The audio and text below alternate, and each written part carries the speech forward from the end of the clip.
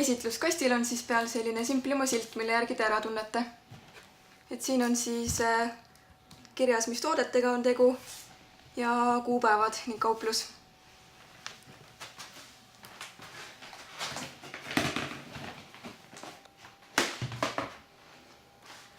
Esitluskastis on siis töökaart, et selle peab kindlasti siis peale esitlust ära täitma ning esitluskasti jätma. Siis on siin prügikast olemas ikka iga kord. Siin on esitlusriided siis tavaliselt kilekoti sees.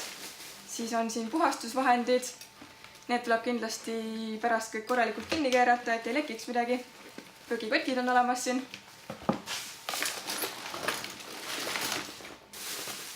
Siis on siin kõik esitluseks vaja minevad asjad. Lusikad, topsid, kui on vaja siis taldrikud, lõike, laud, luga, sellised asjad on kõik olemas siin esitluskastis. Et siin on siis parasjagu sellised topsikud.